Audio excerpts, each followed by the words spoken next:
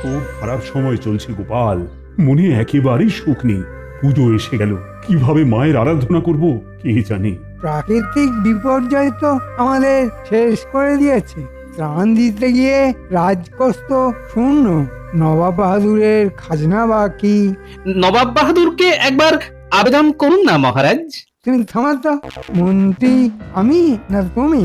মন্ত্রণা আমার দেওয়ার কথা। মন্ত্রী মশাই, আপনার মন্ত্রণা তো মন্ত্রণা নয়, ওটা একটা জলজান্ত যন্ত্রণা। দেখছেন না মহারাজ যন্ত্রণা পাচ্ছেন।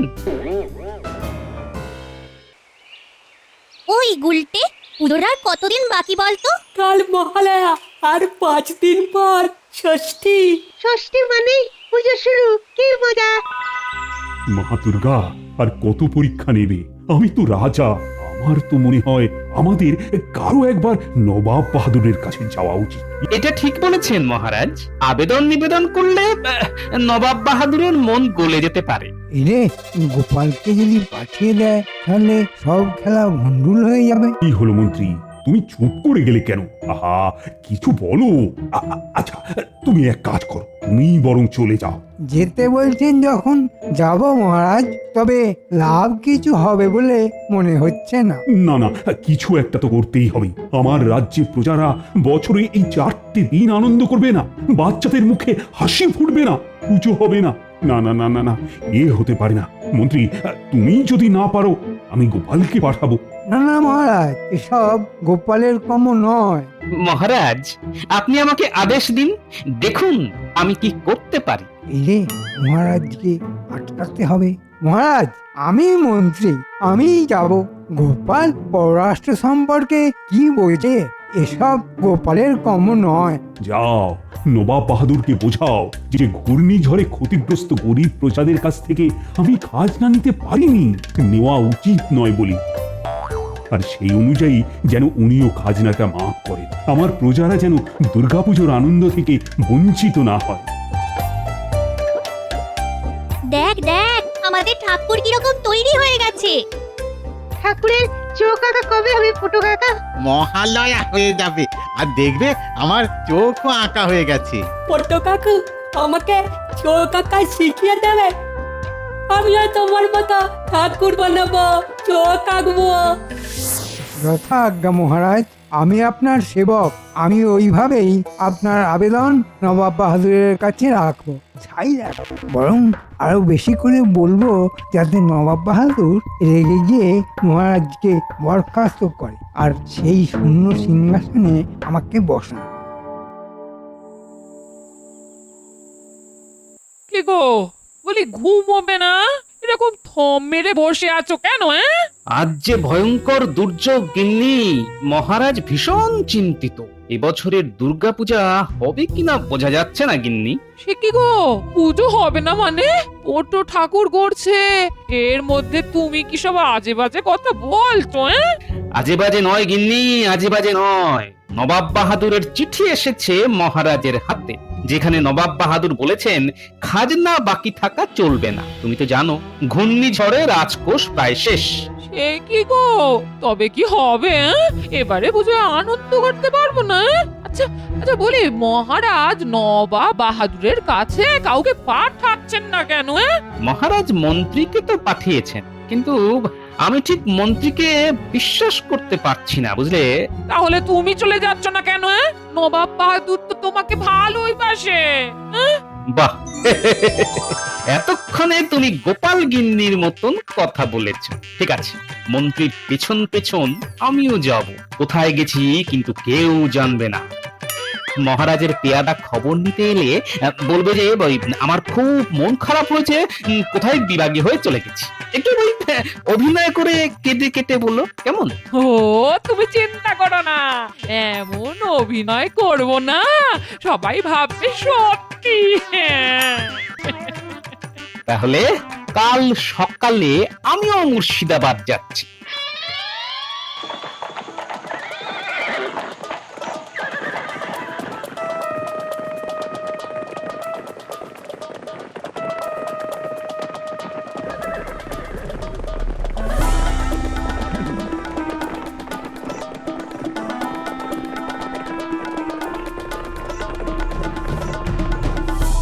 বলো মন্ত্রী।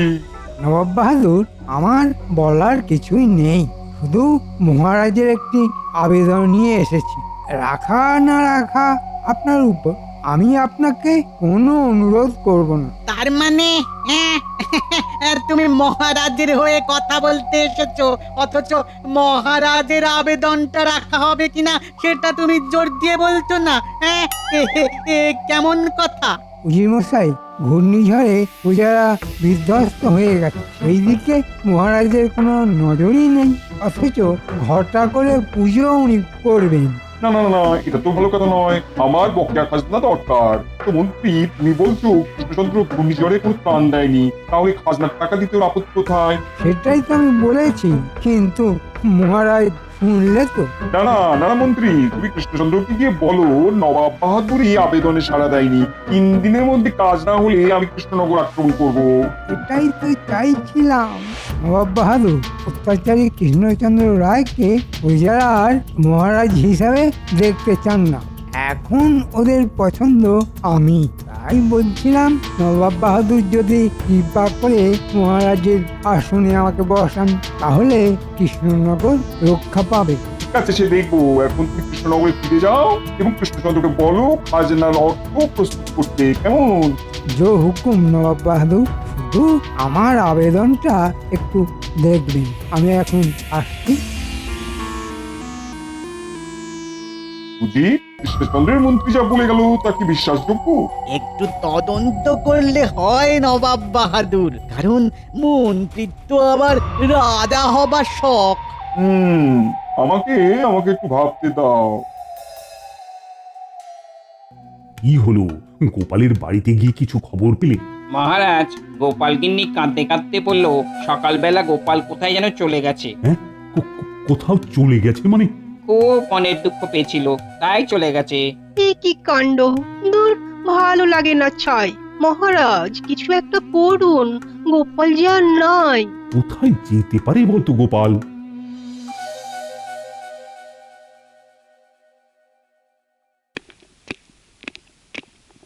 জাহাপানা, কৃষ্ণনগর থেকে গোপাল আপনার সাক্ষাৎ প্রার্থী। গোপাল এসেছে? ঠিক আছে, পাঠিয়ে দাও।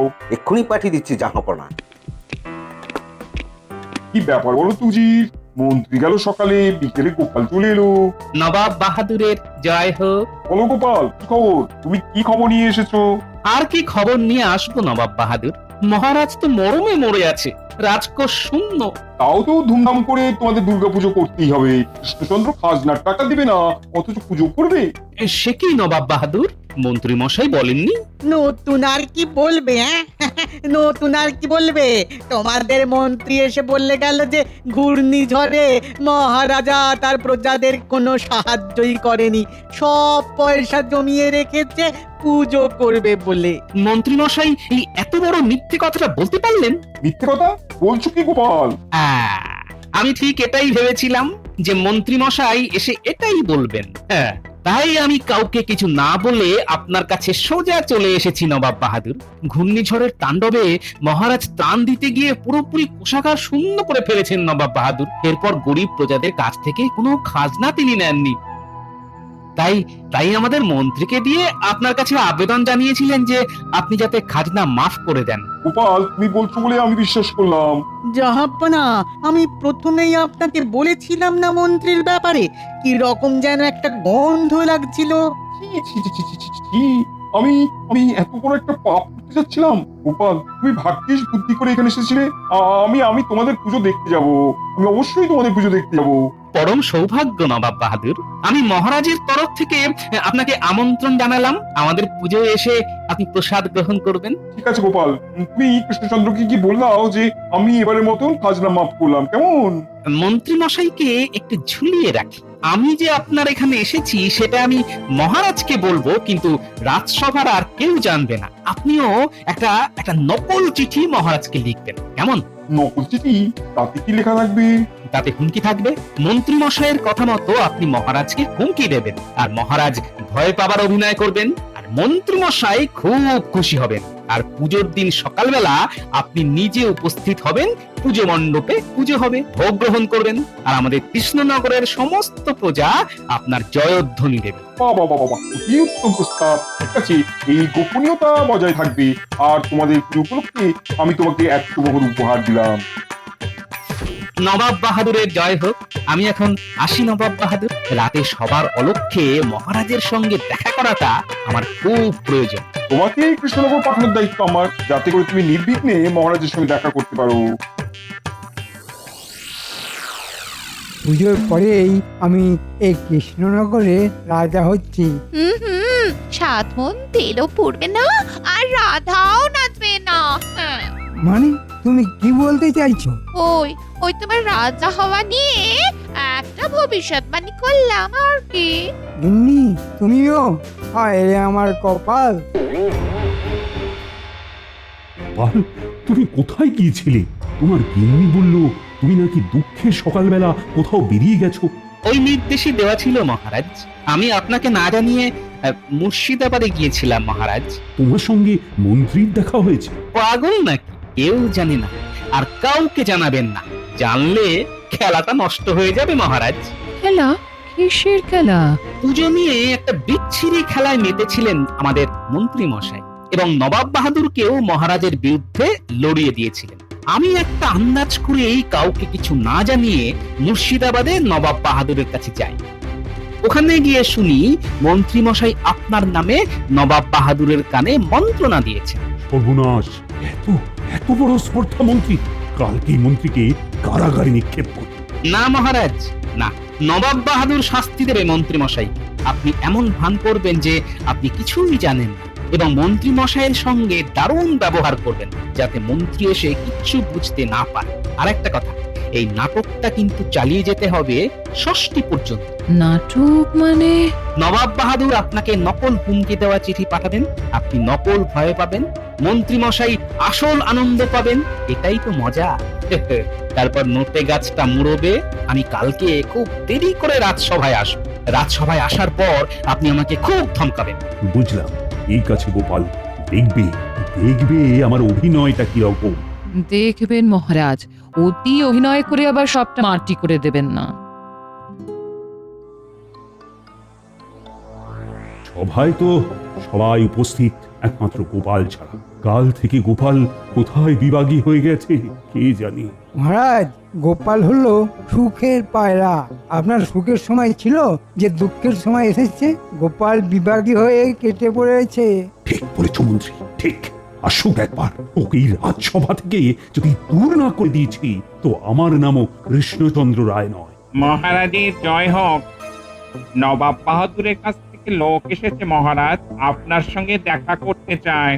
এই তো নবাব বাহাদুরের চিঠি। তার মানে মহারাজের মৃত্যু ঘন্টা। কি মুশকিল, আবার চিঠি! ও মন্ত্রী, নবাব বাহাদুরকে তুমি আমার আবেদনের কথা কি জানিয়েছো? কি বললে নবাব বাহাদুর? মহারাজ, আমার আবেদন নিবেদনের হার হলো।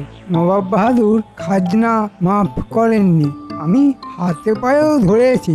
মন্ত্রী, তুমি ডালে ডালে গেলেও আমার গোপাল যায় পাতায় পাতায়। তোমার সব কথা আমি শুনে ফেলেছি। এবার আমার অভিনয়টা দেখো। কি হবে বলো তো মন্ত্রী? এবারে পুজোটা কি হবে না? পেয়াদা, পেয়াদা, তুমি যাও যাও, নবাব বাহাদুরের লোকটিকে পাঠিয়ে দাও। আমার আসতে একটু দেরি হয়ে গেল মহারাজ। আমি তোমার খবর একটু পরে নিচ্ছি। এখন একটা বিরাট সংকটের মধ্যে আমি এখন আছি। তো মন্ত্রী, তুমি চিঠিটা পড়ো। দুধ, চিঠিটা আমার হাতে দাও।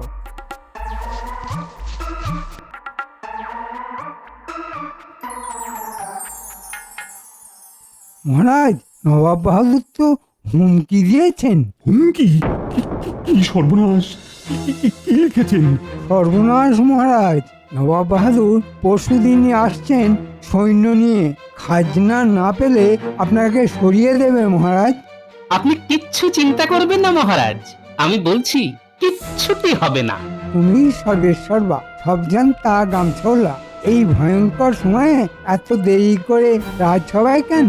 মহারাজ, মা আমাকে স্বপ্নে দেখা দিয়েছেন বলেছেন পুজোর আয়োজন যেমন করা তেমনই হোক, সব ঠিক হয়ে যাবে। গোপাল, তোমার বুজরুকি বন্ধ করো। আমাকে হিসেব দাও তো, কাল তুমি আসনি কেন? বেতন নাও না? রাজসভায় প্রতিদিন আসা তোমার কাজ। তোমার একদিনের বেতন কিন্তু কাটা যাবে। আজকের বেতনটাও কেটে নিন মহারাজ। ঠিক বলেছো, তোমার আজকের বেতনই কাটা। তখন কি করবেন মহারাজ? মণ্ডপের কাজ তো শেষ। মণ্ডপে প্রতিমা এসে গেছে, কাল বাদ পরশু মায়ের বোধন। তাহলে কি প্রত্যেক বছরের মতো এবছরেও পুজো হবে? হ্যাঁ মন্ত্রী, পুজো হবে। দেখি মায়ের কি ইচ্ছে। মায়ের ইচ্ছাতেই সপরিষদ আপনি রাজসভাতে বেইজ্জত হবেন। মহারাজ, স্বপ্নে মা তাই বললেন, পুজো করতে বললেন। এই, তুমি কোনো কথা বলো না তো। আমি তোমার কোনো কথাই শুনতে চাই না। মন্ত্রী, মন্ত্রী, তুমি আমার পাশে থেকো। প্রতি বছর এইভাবে যেন তোমার পুজো করতে পারি মা। আমি তো সর্বদা আপনার পাশে আছি মহারাজ। নবাব বাহাদুর আসা পর্যন্ত আপনার পাশেই আছি। তারপরে আপনাকে কারাগারে ঢুকিয়ে আমি তো সিংহাসনে বসবো, আর ভগবান হবে আমার মন্ত্রী। আপনি কি কিছু ভাবছেন মন্ত্রী মশাই? এই সংকটকালে আপনার মুখে কিরকম অদ্ভুত একটা দুষ্টু মিষ্টি হাসি দেখতে পাচ্ছি। মানে তুমি কিরকম লোক হে গোপাল? চিন্তায় চিন্তায় আমার কত ওজন কমে গেল। তুমি আমার মুখে দুষ্টু মিষ্টি হাসি দেখছো? মহারাজ, ভেবে দেখলাম যা থাকে কপালে, পুজো হবে। মন্ত্রী মশাই দিলেন ডাক, বাজবে আবার পুজোর ঢাক।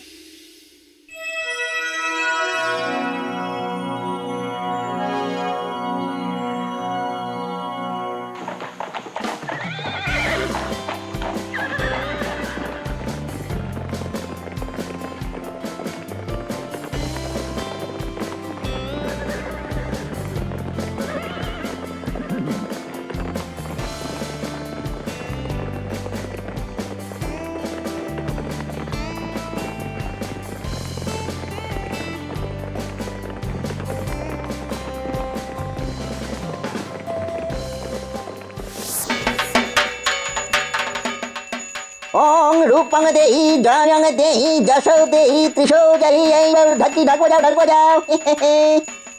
জোরে জোরে ঢাক বাজাও, আনন্দে ঢাক বাজাও। ও গোপাল, নববধূ তো একটু বাদেই সৈন্য নিয়ে আসবে। মা আছেন কি করতে? মা 10 হাত দিয়ে রক্ষা করবেন। এগুড়ে বালি, মা এখন আমাকে রক্ষা করবেন। মা, রক্ষা করো মা, রক্ষা করো। মা কাকে রক্ষা করবেন মন্ত্রী মশাই? আপনাকে বোধহয় নয়। গোপাল, তুমি থামো তো। আমার চিন্তায় চিন্তায় শরীর অর্ধেক হয়ে গেল। জানি না কখন বিপদ ঘটবে।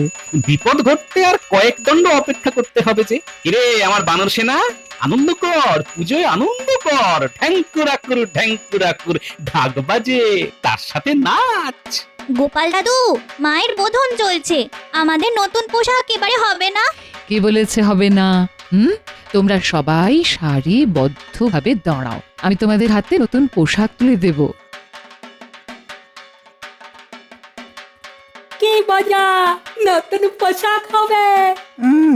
রাজা হই না, এই বাচ্চাগুলোকে আচ্ছা করে ধরাই দেব, আর গোপালটাকে না দেশ ছাড়া করবো। মা, মা গো, সকলের ভালো করো মা, সকলের ভালো করো। প্রতি বছর এইরকম ভাবে যেন তোমার পুজো করতে পারি মা। এই বছরই শেষ মহারাজ, একটু বাদেই নবাব বাহাদুর সৈন্য সামন্ত নিয়ে আসবেন। মন্ত্রী মশাইকে কারাগারে পড়ো মা। তুমি কি বললে গোপাল? আমি এক্ষুনি তোমার কথাটা মহারাজকে জানাচ্ছি। আমি তো ফিসফিস করে বললাম, কানে গেছে। গোপাল, কি হচ্ছেটা কি? মন্দিরে পুজো করতে দেবে না? দেখুন না মহারাজ, গোপাল বলে কিনা মন্ত্রী মশাইকে কারাগারে পড়ো মা। আমার কানের কাছে ফিস করে বলছে। হ্যাঁ, বলছে বুঝি? পুজোর সময় ক্ষমা করে দাও। গোপাল, বাচ্চাগুলো কোথায় গেল? সবাই চলে গেছে, এক্ষুনি নতুন পোশাক পরে হইচই করতে করতে মণ্ডপে আসবে। গোপাল, বাচ্চাদের আনন্দটাই আনন্দ। আমি তো এই ছোটদের চোখ দিয়ে পুজো দেখি। এই মন্ত্রী, তুমি কিসের চোখ দিয়ে পুজো দেখো? শকুনের চোখ দিয়ে মহারাজ। গোপাল, বাড়াবাড়ি করছো কিন্তু। ক্ষমা ক্ষমা ক্ষমা মন্ত্রী, এসব তুচ্ছ লোককে ক্ষমা করে দাও। আপনি বললেন বলেই ক্ষমা করলাম।